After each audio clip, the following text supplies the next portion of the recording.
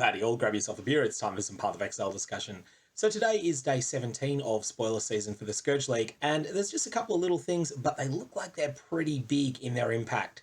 So we got the Tainted Currency, and sometimes you feel you've just got to slam away. That's right, there is a Tainted Exalted Orb. We'll come back to that in a sec, but there's been a couple of changes to the lesser currency orbs. Firstly, there's been an announcement made that there are 9 of these Tainted Orbs. We don't know what they're all going to be, and Bex has said that there's a couple of them we're very, very unlikely to guess. So we'll just have to find out what they all are. I'm inclined to wait until a data mining happens from the torrent file, which will be in about 48 hours from now. At that point, we will likely know them all. So the Tainted Orb of Fusing has been changed. Previously, it had exactly the same wording as an Orb of Fusing, except that it had the ability to work on corrupted items. It appears that now these are likely to be rarer than they were going to be before, or alternately, they're going to have a bias hidden in them that is not apparent from the way that the wording is given on the item. But unpredictably adds or removes a link to the largest group of linked sockets on a corrupted item. Now, this is being interpreted a bunch of different ways over on the Path of Exile subreddit. I just want to say that we don't know yet which of these is correct or whether it's something entirely different. So the first possibility is that this simply does a 50-50 coin flip, and 50% of the time adds a link, 50% of the time removes a link. So let's assume that you have a 5 linked item, so it is a 6 socket and 5 linked item, and you apply a Tainted Orb of Fusing. You have a 50% chance of that 5 link becoming a 6 link. You have a 50% chance of that 5 link being broken in some way, and there's 4 spots it could be broken, so leading to either a 2 link or a 3 link or a 4 link, depending on the exact link that gets broken. So that's the first way people are interpreting it. I think that's quite unlikely, but who knows, maybe it's that, maybe the item will just be quite rare and that will be the case. I just feel like the stack size of 20 would be very unlikely in that case. The second outcome that's possible is that it picks one of the 5 links on the item, or in the case of an item that's not already 5 linked, it picks all of the links that are on the biggest cluster of links. So let's say that you had an item where the first 4 sockets are linked and then it has 2 unlinked sockets after that. There are 4 possible links that this could modify under this setup. It could modify any of the 3 that make up the 4 link, or it could modify the adjacent link to it.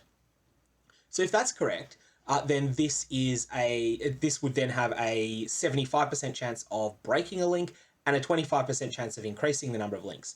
But if you use it on a 5 linked item, it would be 80% to break a link and 20% to forge a new link. This could still be very, very, very strong and would interestingly make 3 linked items. So this would be a 6 socket item where the first 3 sockets are linked and the last 3 sockets are linked.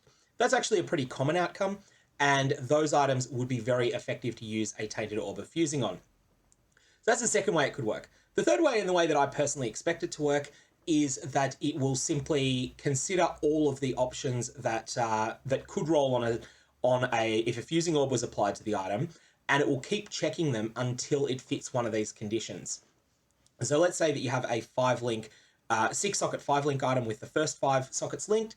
Then in that case, a Tainted Orb of Fusing, and this is how I expect it to work, will roll Orbs of Fusing on that item until it gets an outcome that is exactly 1 link different to the original item that was used and in that way it would end up retaining a considerable amount of the bias towards highly unlinked items. However, we're just going to have to play around with these. I think there'll be some expensive science done on the first day with Tainted Orbs of Fusing to see exactly what they do. Next, there's a Tainted Jewels Orb, which unpredictably adds or removes a socket on a corrupted item. And then we have the Tainted Chromatic Orb, which unpredictably reforges the color of sockets on a corrupted item. Now, that unpredictably sounds interesting here. That's because there is a very strong bias towards getting socket colors that match the stat requirements of the item. So for instance, if you have an item that is pure strength based, so it's got a strength requirement of 130 and no dexterity, no intelligence requirements, with the way that these are currently implemented, the way that that normal chromatic orbs are implemented, you have something like an 80% chance to get red sockets in every single socket on the item, and then blue and green sockets are available as rare outcomes rather than as common ones.